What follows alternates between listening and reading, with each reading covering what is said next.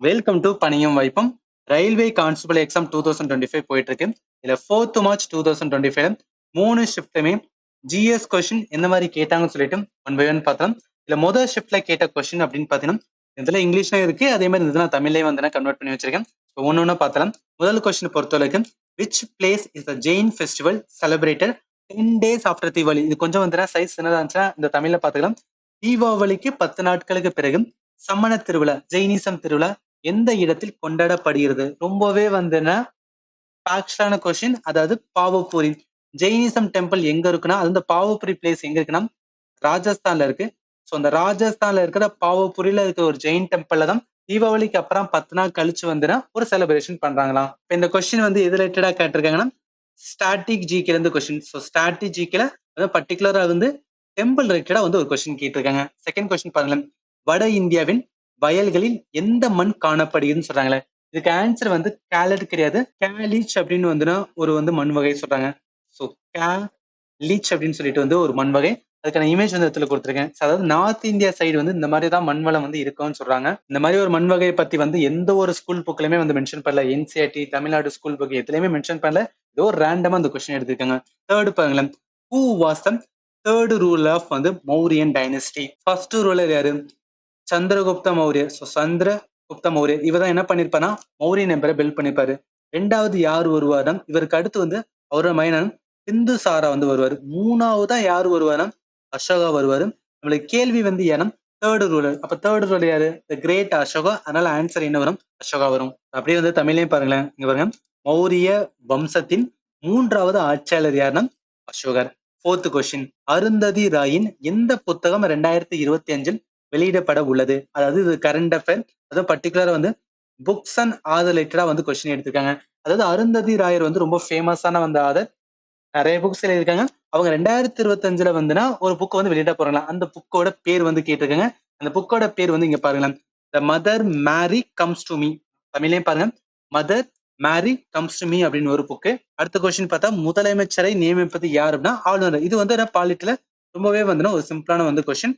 அடுத்து இந்துஸ்தான் சோசியலிஸ்ட் குடியரசுக் கழகத்தை நிறுவியது யார்? அதாவது ஹிந்துஸ்தான் சோசியலிஸ்ட் ரிபப்ளிக் அசோசியேஷன் அப்படின்னு ஒண்ணு இருக்கு பாத்தீங்கன்னா.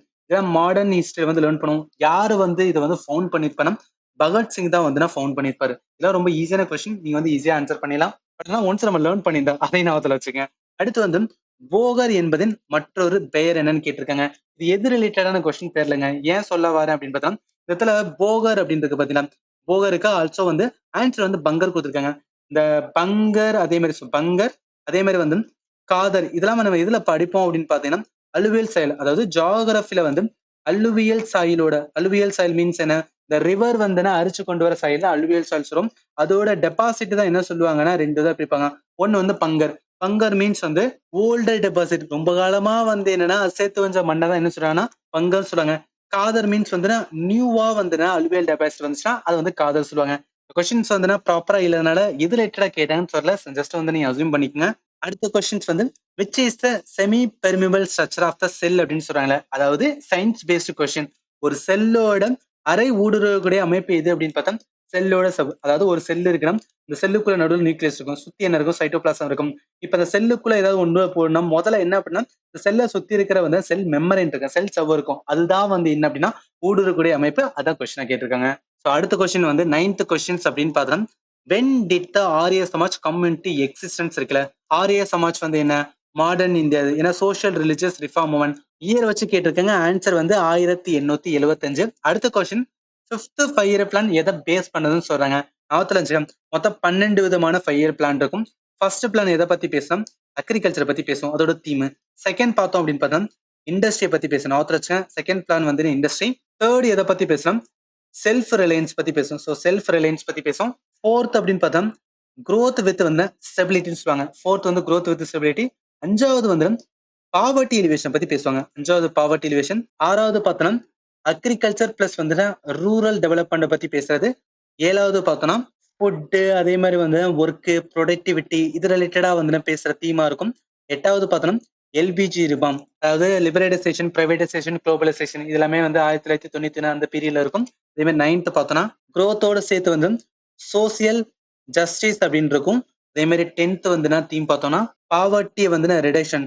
ஸோ பாவர்ட்டி ரிடக்ஷனை பத்தி இதுல பேசிப்பாங்க. ஸோ ரிடக்ஷன் வந்துன்னா பாவர்ட்டி. ஆனா 5வது வந்துன்னா ஃபர்ஸ்டே பேசுவாங்க. அதுக்கப்புறம் எப்ப பேசணும் 10th பிளான்ல பத்தி பேசுவாங்க. அடுத்து 11th பார்த்தோம்னா இங்க எழுதுறேன் இன்க்ளூசிவ் க்ரோத் அப்படின்னு சொல்லுவாங்க. ஸோ இன்க்ளூசிவ் க்ரோத் தான் என்ன அப்படின்னு பார்த்தோம்னா 11th பிளானோட தீமும். 12th பிளான் பார்த்தோம்னா ஃபாஸ்டர். ஸோ ஃபாஸ்டர் சஸ்டைனபிள் வந்து மோர் இன்க்ளூசிவ் க்ரோத் அப்படின்னு சொல்லுவாங்க. எதுக்கு நான் அந்த இடத்துல 12 வந்து இந்த பிளானுக்கான தீமை சொல்றேன்னா உங்களுக்கு அப்கமிங் டேஸ்ல கான்ஸ்டபிள் எக்ஸாம் வந்துச்சுன்னா கண்டிப்பா அது யூஸ்ஃபுல்லா இருக்கும். ஏன்னா ஏதாவது ஒரு கொஸ்டின் வந்து நம்மளுக்கு மாட்டிக்கிறோம். அதுக்காக தான் சொல்றேன். அடுத்த கொஸ்டின் பார்த்தோம்னா ஆர்டிகல் 38 எதை பத்தி பேசுன்னு சொல்றாங்க. இது என்ன பண்ணும் வெல்ஃபேர் ஸ்டேட் அப்படின்னு வந்து சொல்லிட்டு போங்க. ஏன்னா ஆர்டிகல் 39A வந்து ஃப்ரீ லீகல் ஈடு பத்தி வந்து சொல்லுவாங்க. 38 எதை பத்தி பேசும் அப்படின்னு பார்த்தா வெல்ஃபேர் ஸ்டேட் வந்து கிரியேட் பண்ணுங்க. வெல்ஃபேர் ஸ்டேட் வேணும்னா அந்த இடத்துல சோசியல் சிஸ்டம் சோசியலிஸ்டிக் வந்துன்னா அந்த பிரின்சிபலை ஃபாலோ பண்ணி வந்து கிரியேட் பண்ணும் அப்படின்னு வந்து இந்த ஆர்டிகல் பேசும். ஸோ அடுத்த கொஸ்டின் ரொம்ப சின்னதா இருக்கனால வந்து நம்ம இந்த தமிழ்லயே பார்த்தலாம். அடுத்த கேள்வி என்ன அப்படின்னு பாத்தீங்கன்னா சுதந்திரத்திற்கு முன்பு எத்தனை சதவீதம் மக்கள் வந்து விவசாயத்தை வந்து நம்பியிருந்தாங்க. 75% மக்கள் வந்து விவசாயத்தை தான் நம்பியிருந்தாங்க. அதனாலதான் ஸ்டார்டிங்ல என்ன சொல்லுவாங்கன்னா இந்தியா வந்து ஒரு அக்ரிகல்ச்சர் வந்து கண்ட்ரி அப்படின்னு சொல்லுவாங்க. அடுத்த கேள்வி சுதந்திரத்திற்கு முன்பு யாருடைய தொழில் வந்து பரவலமாக இருந்தது அப்படின்னு பார்த்தா ஜவுளி பிளஸ் வந்து கைவினை தொழில். இது மட்டும்தான் வந்துன்னா கொஞ்சம் கொஞ்சம் வந்துன்னா நம்ம கிட்ட இருந்தது. மிச்சது எல்லாமே பிரிட்டிஷ் வந்து புடிங்கிட்ட மாதிரி இருக்கும். அடுத்து போயிடலாம். அடுத்த கொஸ்டின் வந்து குரு கிராந்த் சாஹிப் யாருடைய வந்து குருவாக இருந்தார். இந்த கொஸ்டின் எது ரிலேட்டடான சிக்கிசம் ரிலேட்டடான. ஸோ சிக்கிசம் ரிலேட்டடா 1 or 2 கொஸ்டின்ஸ் வந்து கேட்டுவாங்க. ஆன்சர் வந்து குரு அர்ஜுன் தேவ். அதாவது குரு அர்ஜுன் தேவோட குரு யாருன்னா குரு கிராந்த் வந்து சாஹிப். அடுத்த கேள்வி எந்த பிரிவின் கீழ் வந்து ஒரு மாநிலத்தின் எல்லை வந்து மாற்றப்படுகிறது. பிரிவு 3 அதாவது ஆர்டிகல் 3ல என்ன பண்ணோம் இப்ப வித்தின் ஸ்டேட் இப்ப தமிழ்நாடு தான் தமிழ்நாடுக்குள்ள வந்து நம்ம நிறைய ஸ்டேட் வந்து டிவைட் பண்றோம்னு வச்சுக்கலாம். அதுக்கு என்ன ஆர்டிகல் சொல்லணும் ஆர்டிகல் 3 சொல்லும். ஆர்டிகல் 2 என்ன சொல்லும் அப்படின்னு பார்த்தா நம்ம இந்தியாவோட பார்டரா அடுத்த நாட்டு கூட வந்து என்னன்னா ஷேர் பண்ணணும். அது வந்து நம்ம பிரிச்சு கொடுக்க போறோம். அது ரிலேட்டடா பேசுற ஆர்டிகல் வந்து ஆர்டிகல் 2. ஆர்டிகல் 3 வந்து இந்தியாக்குள்ள இருக்கிற மாநிலத்துக்குள்ள வந்து பிரிக்கணும். அதுக்கு பேசுற ஆர்டிகல் வந்து ஆர்டிகல் 3. அடுத்த கேள்வி பார்த்தோம் கவரட்டி யாருடைய தீவுன்னு சொல்றாங்க. அதாவது லட்சத்தீவுக்கு எப்படி நம்ம தமிழ்நாட்டோட சென்னை வந்து கேபிட்டல் சொல்றோமே அதே மாதிரி வந்து லட்சத்தீவுல இருக்கிற வந்து ஒரு கேபிட்டல் சிட்டி தான் என்ன கவரட்டி. இது வந்து ஃபர்ஸ்ட் ஷிஃப்ட்ல கேட்ட கொஸ்டின். செகண்ட் ஷிஃப்ட் கொஸ்டின் அப்படின்னு பார்த்தா who was the viceroy of India during the partition of Bengal. Bengal partition அப்ப யார் இருப்பா லார்டு கர்சன் இருப்பாரு. இது வந்து மாடர்ன் இந்தியால இருந்து டைரக்டா ஒரு கொஸ்டின் கேட்டிருக்காங்க. சோ அடுத்த கொஸ்டின் பார்த்தா இது ரொம்ப சின்னதா இருக்கனால தமிழே பார்த்தலாம். செகண்ட் கொஸ்டின் பாருங்களேன் மேற்கு வங்கத்தின் எந்த மாவட்டத்தில் புனித ராமகிருஷ்ணா பரமஹம்சர் பிறந்தார். ராமகிருஷ்ணா பரமஹம்சர் எது ரிலேட்டடா வருவாரு ராமகிருஷ்ணா மிஷன் அப்படின்னு இருக்கு. யாரு வந்து கிரியேட் பண்ணும். சோ ராமகிருஷ்ணா மிஷன் வந்து சுவாமி தயானந்தா சரஸ்வதி அவரோட குருவான ராமகிருஷ்ணா பரமஹம்சர் அவர் ரிலேட்டடா வந்து ஓபன் பண்ணுவது. இதெல்லாம் சோசியல் ரிலிஜியஸ் ரிஃபார்ம் மூவ்மெண்ட்ல நீங்க லேர்ன் பண்ணிருக்கணும். கேள்வி வந்து இந்த ராமகிருஷ்ணா பரமஹம்சர் எந்த மாவட்டத்துல மாநிலத்தை கொடுத்துட்டு மாவட்டத்தை வந்து கேட்டிருக்கங்க. ரொம்ப ரொம்ப ரொம்ப ஃபேக்சுவலான கொஸ்டின். இதெல்லாம் வந்து நம்ம லேர்ன் பண்ண தெரியாது. மாநிலமா கூட ஓகே மாவட்டம்லாம் கேட்கலாம். ரொம்ப ரொம்ப வந்து கஷ்டமானது. ரிமெம்பர் பண்ணிக்க ஹூக்ளி மாவட்டத்துல வந்து காமர்கூர் வந்து ஒரு கிராமத்துல வர பிறந்திருக்காரு. அடுத்த கேள்வி பொட்டாசியம் நைட்ரேட் சயின்ஸ்ல கெமிஸ்ட்ரி பேஸ்ட் கொஸ்டின் எவ்வாறு அழைக்கப்படுகிறது அப்படின்னு கேட்கறாங்க. இது ஒண்ணு கிடையாது. இந்தியன் வந்து சால்ட் பீட்டர் அப்படின்னு சொல்றாங்க. இங்க இங்கிலீஷ்லயே பாருங்களேன். அதாவது கேள்வி வந்து என்னன்னா what is potassium nitrate called Indian salt Peter. ஏன் இதை சொல்றாங்கன்னா இந்த பொட்டாசியம் நைட்ரேட் வந்து 1800 இந்தியால வந்து ரொம்பவே அதிகமா இருக்கும். ரொம்ப அபண்டனா இருக்குமா. அதே சேம் டைம் வந்து நல்லாவே வந்து எக்ஸ்போர்ட் பண்ணுவாங்க. யூரோப்புக்குலாம் வந்து இது வந்து எக்ஸ்போர்ட் பண்ணிட்டு இருப்பாங்க. பட் லேட்டர் டைம்ல வந்துன்னா அது அபண்டன்ஸ் எல்லாமே குறைஞ்சு இப்ப இருக்கலாம் எல்லாமே வந்துட்டு சிந்தட்டிக்ல வந்து யூஸ் பண்ண ஆரம்பிச்சாங்க. அண்ட் ஆல்சோ நான் சொல்ல மாட்டேன் இது வந்து கன் பவுடருக்குமே வந்து நல்லாவே யூஸ் பண்ணாங்க. ஸோ கன் பவுடருக்குமே வந்து என்னன்னா இந்த பொட்டாசியம் நைட்ரேட் தான் யூஸ் பண்றாங்க. இந்தியாவில வந்து ரொம்ப ட்ரெடிஷனல் இருக்கிறனால அது பேர் வந்து இந்தியன் சால்ட் பீட்டர் அப்படின்னு ஒரு பேர் வச்சிருக்காங்களாம். ஸோ அடுத்த கொஸ்டின் என்னன்னா சுப்ரீம் கோர்ட் வந்து ரெகுலேட்டிங் ஆக்ட் 1773 ஓபன் பண்ணிருப்பாங்க. அது எங்க ஓபன் பண்ணாங்கன்னு கேட்டிருக்காங்க. கல்கட்டால தான் வந்து எஸ்டாப்ளிஷ் பண்ணிருப்பாங்க. அடுத்து வந்து லிபரலைசேஷன் 1991 பண்ணதுக்கு அப்புறம் அதனால என்ன வந்துன்னா ரிசல்ட் அப்படின்னு பார்த்தோம் அயன் இண்டஸ்ட்ரி இந்தியால நல்லாவே வந்து ப்ரொமோட் ஆயிருக்கும். ஸோ இது வந்து ஒரு ஒன் ஆஃப் த வந்து பாசிட்டிவ் ரிசல்ட் ஆஃப் வந்து லிபரலைசேஷன் வந்து சொல்லுவாங்க. நான் சொன்னது அப்படியே வந்து தமிழ்லயும் பார்த்தலாம். ஆக்சுவலி என்ன கேள்வினா 1773 வந்து கல்கத்தால தான் வந்து சுப்ரீம் கோர்ட் ஓபன் பண்ணது. அடுத்து வந்து 1991 வந்து தாராளமயமாக்கலோட விளைவு அப்படின்னு பார்த்தா இரும்பு தொழில் வந்து மேம்படுத்தல். அடுத்து 1857 புரட்சியில வந்து ஹீரோவான வந்து ராம் துலாராம் எதோட தொடர்புன்னு கேட்டிருக்காங்க. இது வந்து ரெவாரி. ஆக்சுவலி தமிழ்லயும் பாருங்களேன் ரெவாரி அப்படின்னு சொல்லிட்டு ஒரு பிளேஸ் இருக்கும். 1857 ரிவார்ட்ல ஒவ்வொரு பிளேஸ்ல ஒவ்வொருத்தவங்க வந்து லீடர் இருப்பாங்க. அந்த மாதிரி வந்து ரெவாரி பிளேஸ்ல யார் இருக்குன்னா ராவோ வந்துன்னா துளுராம் வந்து இருந்திருக்காங்க. ஜஸ்ட் கனெக்ட் பண்ணிக்கலாம். அடுத்து எந்த டிஸ்ட்ரிக்ட் வெஸ்ட் பெங்கால், இது ஆல்ரெடி பார்த்தா ராமகிருஷ்ண பரமகிருஷ்ணன் எங்க பிறந்தாருன்னு பார்த்துட்டோம். அடுத்து இந்த ரிவல்யூஷன் ஆஃப் 1857 பொலிட்டிக்கல் காஸ் அப்படின்னு பார்த்தோம்னா கேள்வி வந்து பொலிட்டிக்கல் காஸ் அப்படின்னு கேட்டிருக்காங்க. அப்ப என்ன, இந்த முகல் எம்பரோட லாஸ்ட் ரூலர்னா பகதூர் ஷா 2 அவர் என்ன பண்ணி சொல்லியிருப்பாங்கன்னா ரெட் ஃபோர்ட்ல இருந்து வந்துன்னா கிளம்பி போங்கன்னு யாருன்னா டல்கௌசி சொல்லியிருப்பாரு. இதுதான் பொலிட்டிக்கல் காஸ். மிலிட்டரி காசு வந்து டோட்டலா வேற. மிலிட்டரி காசு தான் என்ன வரும் அப்படின்னு பாத்தீங்கன்னா இந்தியன்ஸ் இப்ப யூஸ் பண்ற வந்து துப்பாக்கியில வந்து கொழுப்பு கலந்த துப்பாக்கி வந்து அந்த கிரீஸ் இருக்குன்னு சொல்லிட்டு அதெல்லாம் வந்து ஒரு பிரச்சனையா வரும்.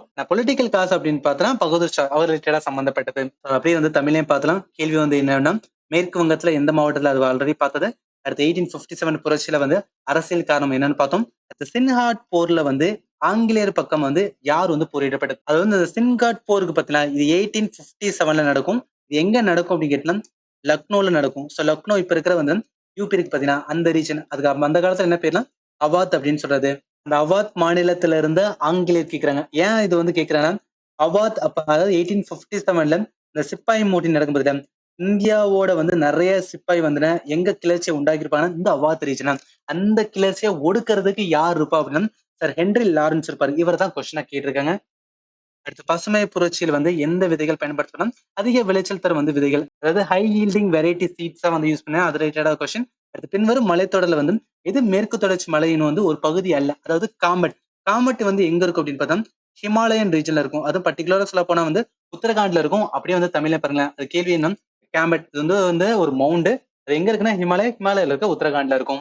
இதெல்லாம் வந்து செகண்ட் ஷிப்ட்ல வந்து கேட்ட கொஸ்டின்.